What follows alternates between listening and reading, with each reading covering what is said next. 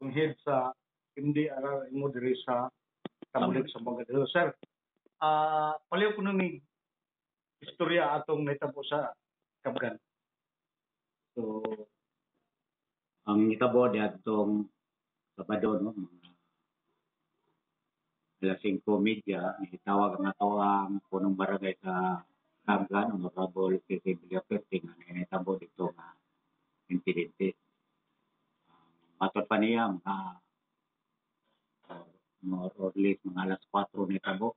Yun, nana sila na rescue nga duha ka nalunod. Ilang gidala sa Daplin ang maong kuan. Ila pa ganing gidala sa ospital apil tungo sa kabatanon nga murag naglisod po ginawa.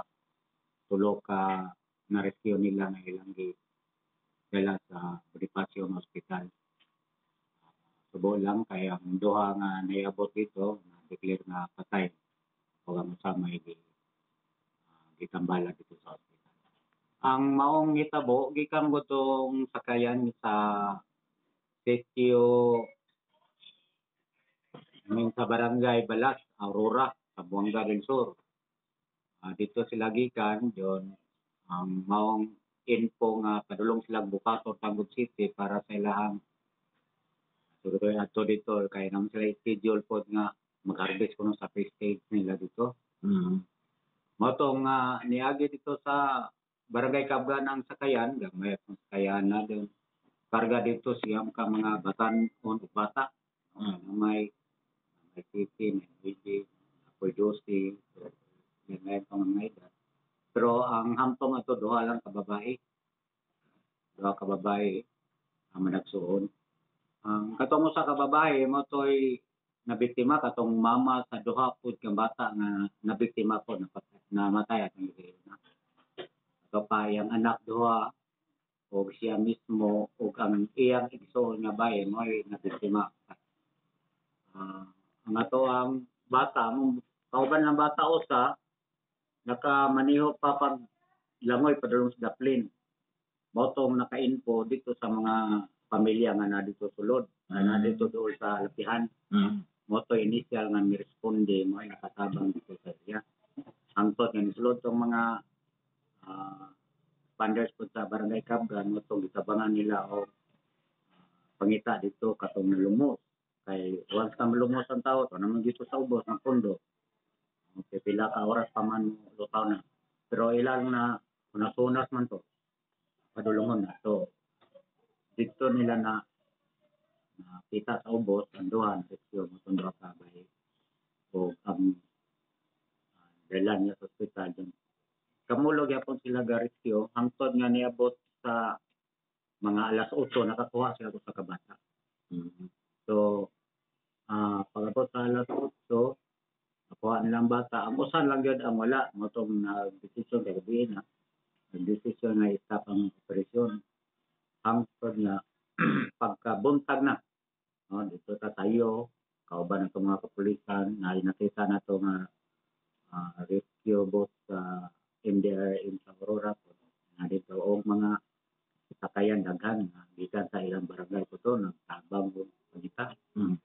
So dito nakitaan ang usa ka bata sa may latitude diyan nakitaan sa dito silid sa bungsod yun katong iyang pokot nga padulong sa packet niya sa bungsod. Dito nakita ang lutawang sapatos na nakita na dito nakuha ang kaupat na biktima na bata dito sa may bungsod. Sir, wala din sila yung mga life jacket, ang mga nagsakay sa bangka. Wala gyud bisag usa no, wala gyud ang istorya pa gani dito kang katong biktima nga inahan. Dito pa kuno to siyang lawas. Ay adlok siguro to mahagbong siguro. Moto nga patayabo wa nang ka buwa dayon no. Na ikot man. Pero wa gyud life vest to sila nga kuha dala. Noon pasagara diha nga manakayan o kay makita mo rag kumo na siguro silang panahon kay managat man ako. Rag ilan sila na andan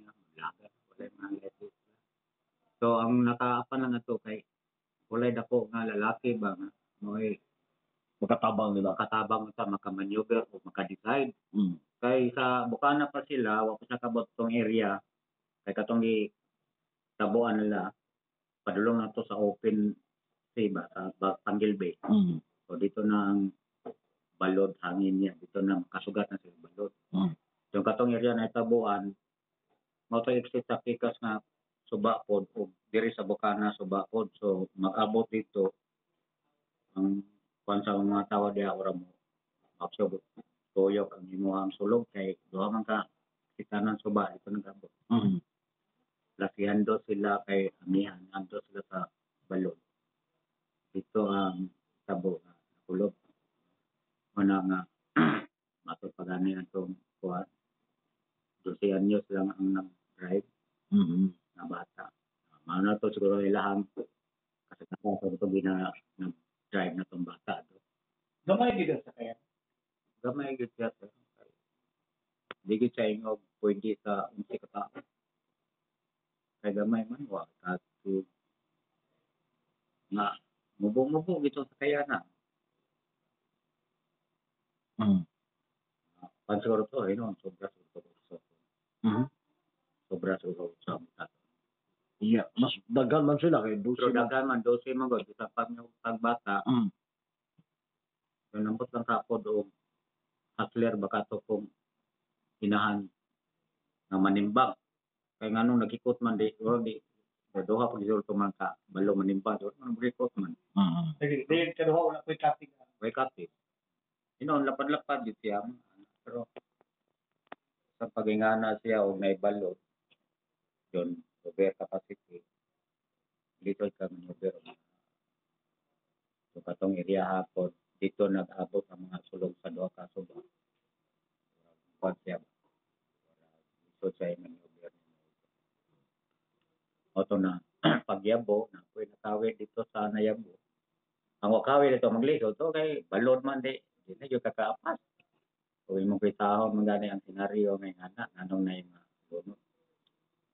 Sir, diya sa Kabgan mismo kanang na ba day monitoring diya nga kinahanglan nga mag life jacket so wala gyud na naanad gyud sila gulay mga life jacket diya napita. So wala gid na kita na to sa area.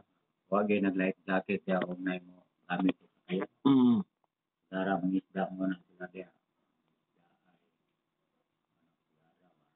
Wa gyud na implement na mag life vest ang mga biyahe ay min. Mangisda diya kung maglawod. Dara wa gyud. Len ra gyud. Mm. After sa mga hitabo sir sa may possible recommendation from MDRR no dili na masubli na mga hitabo. Wala kaya nga atong gi kuan lang diya nga ang atong BDRMC magpot na lang po diya o reminder siguro sa atong mga tao. Mm. Kaya sila mag first responder diya kung sila Yeah. mag unang makakita kung sila naka-violate diya. Siguro, ana na lang, no? Mo na lang siguro na pag-recommend siguro na every time na lawod sila, kinanglan naka-belt na belt na dahil to ang life Life vest po. Kana lang siguro ang ato ang pretahag pagi kay ora kaduha ra gyud na kung nang itabo sa pamilya to diha Mo ba sir? So kaduha na sa katong usa kano sa mo tunay tabo dugay na. pagtawad na po to siya Mm. pamilya sa kasawa bana o anak niya diya po ko diyan nakita din Tinatampuy ko.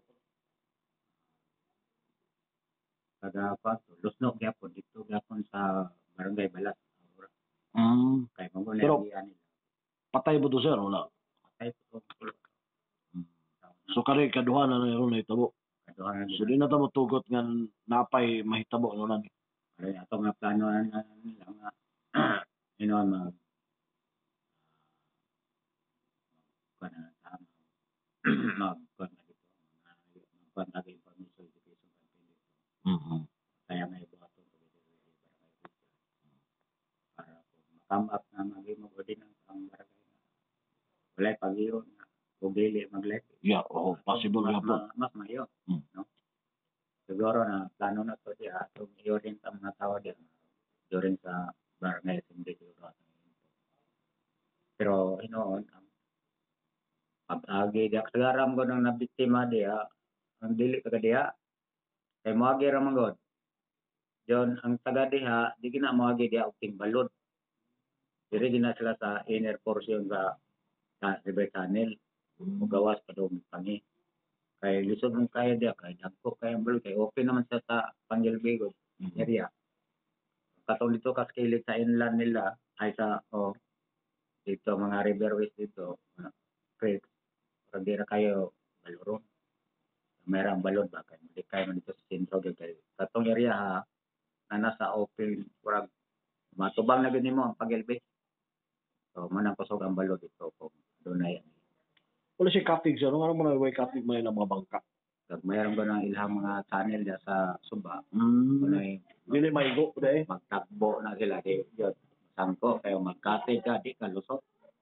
Isang pag ikaw raw sa magkate mo agi maglitol pa kag manyobit kay gamay. Kung bandong manang nakabo nga puros bandong na diya. Sa kung ano siya so, pipila ka island na diya sir, sila sa Tambulig. Tulo no? Mao lang ba. Di man ingon na isla gyud. Okay. Kay connected man siya. Kuan na diya dire lang din siya natubang sa Pangelbig kanang Kabkan. kuan man ang postal na mo barangay Kapgan. Sumali yun ang ilik. Wala ka barangay pero kining Kapgan may dire dapit sa province. Okay. Front kay sila. Front. Kini taga Aurora matog Tanggog diha ang gyud Moagi gyud diha. ka shortcut nila. Sa di sila sulod atong inland nga mga creeks. Kay dako ang kagtuyokon do nimo. Kaya ka mabot ito sa kuan. Pero safety. Sige ka dito kay gagmay ra man balot kay dito. Pero moagi hinung kag baluran dito diri sa may nagpangi. Pero dodol nagtatako. Ko sa lagi mo survive. Dito kay cross mo yung kao long may balot kusog Okay sir, salamat kayo sa higayon na kaubang ka na mo and siguro mo ipabot na lamang no. Kasi ka additional information, labi na sa mga katawan ni mo diri sa Tambulig, Sambuagan. so ang ato lang apply lang tag mga precaution ba ato mga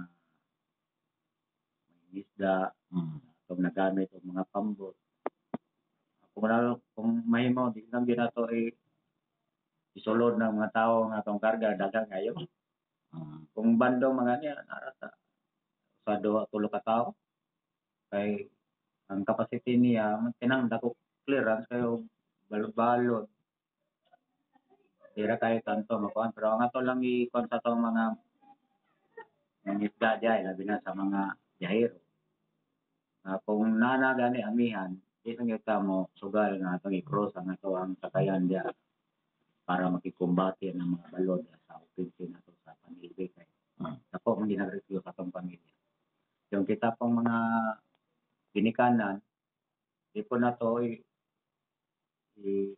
hatag sa atong mga anak ang pagmaneho sa sakyanan o sakayan kay pagpaminsara na dili makuha sa bata yun kung ngayon ba mulaho sila o dili base sa hitabo nga dakong balot ngayon nga di na gidunta ana lang so sa atong mga barangay officials siguro magigpit sa unsay mga possible na to nga aksyon kaya ron malimitahan or mawala gyud ang mao nga hitabo nga mahimong sa kahitabo pagyapon sa sunod nga mga panahon siguro mo-apply ta og mga kay mga balawd noon diya makahatag og control pod o makahatag og sakto nga gabayan para sa atong mga kay Okay. Okay. So ito na kauban si Sir Nelo Munoz no ang atuang Local Disaster Risk Reduction Management Chief diri sa Tambulig, Zamboanga del Sur. thank you